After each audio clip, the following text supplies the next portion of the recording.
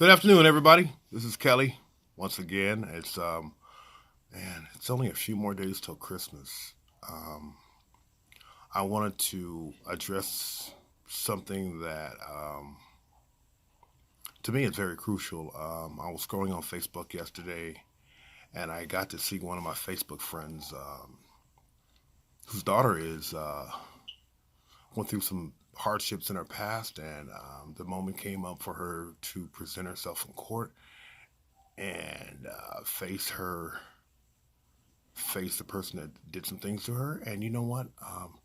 That's courage under fire. If I have the epitome of courage under fire is facing the person who did whatever to you. I mean, we all have these dilemmas. We all go through it, um, but it's not easy to do, especially for a teenager. You know, are we victims? Or are we victors? Because I think that if a person doesn't have any courage about certain situations that life presents, you become a victim. And then if you do have the courage, or you have the ability to pull forth on that courage that comes with from within, because nobody at the end of the day, nobody can do it for you. You have to do it for yourself. And that just makes you just so much more of a victor. As Muhammad Ali said, get up off the floor because the floor is no place for a champion. But in my own experiences, I lived on the floor, and it was a hard step up until I start accepting help from other people around me, my associations, that I can go from being a lifelong victim to a lifelong victor. Um, it's even today in my certain situations, I have some medical issues, and I've had several over this year, and I have to draw the power from other people. I was having a small pity party last night. I wasn't able to go to the 99-cent store and buy a box of tissue and write my name on it, poor Cali, and come back to my home and wallow in my own crap. What I did was I pulled forth on the courageous effort of this young woman, and I applied it to myself. At times, man, we people ask us all kinds of things. I can readily help somebody else, but when it comes to helping myself, I always put people before me. And it's one of the most difficult things to do is for me to start taking my own advice. I've me myself looking at her situation allowed me to look back that I wish I had the courage to face my dilemmas because as a kid I was abducted and molested by a child molester. And do you know that over the course of 30 years, I victimized myself on a constant basis. I always felt less than as a result of that situation. So a double whammy happened. I treated myself way worse than I would ever allow anybody else to treat me by situations that was out of my control. And I was treated as such. And I didn't even care. And as a result, the quality of my life completely sucked. I actually really lived in a living hell that I readily accepted as a fact of life because I felt like a victim, you know. But this was a different age when, those things were never talked about. They weren't addressed, especially for men.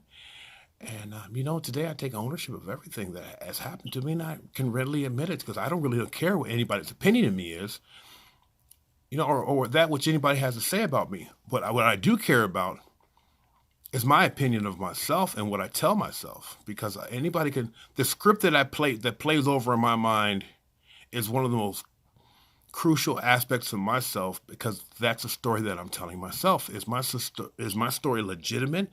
Does it have a solid basis? Does it even have any foundation? Is it promoting myself in a certain way? Is it working for me or against me? For a long time it's always worked against me. But when I can see some of these young people today and they have all this courage that I wish I was able to pull on and apply in my own life, maybe things would have been different. Maybe my life experiences would have been so much more normal, whatever that is. I was told that normal is nothing but a setting on a washing machine. But at the end of the day, it's all about tackling what um, what life presents us, good, bad, or indifferent, and we all go through it. But how do we process it? How do we accept it? How do we move on? Does it define us? If it defines us, in which way? You know, saying that, I'm looking at things today like, um, 2019 has been a year of faith for me, and as of 3 weeks after the year started, my faith was completely tested, and it's still tested because I'm dealing with some physical dilemmas that are really out of my control, and I don't know how to um, deal with them. So the only thing I can do is just go forward and not control the outcomes, and just enjoy the ride, for better or worse, and just become a process person. So I'm just going to follow the process on what's needed for me to take the next step, which is difficult, which is hard because I really don't know. But at the end of the day, I'm still alive. I'm not in jail. I'm not in prison. I'm not strung out. I'm not homeless. I mean, there could always be these reference points that are so much more, that allow me to allow me to achieve a perspective that's needed for that certain time. And then we're all faced with these different obstacles, especially at in the holiday season. But what I try to do is take the focus off myself and do something for somebody else. If I can do something for somebody else on a constant basis, maybe then I can do some things for myself.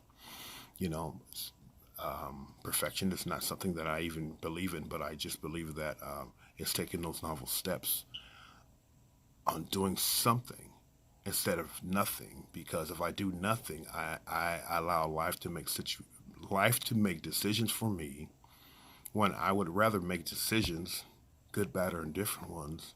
And even if I failed, I at least took that initiative. And with that, I just want to make this short because I feel like some physical discomfort.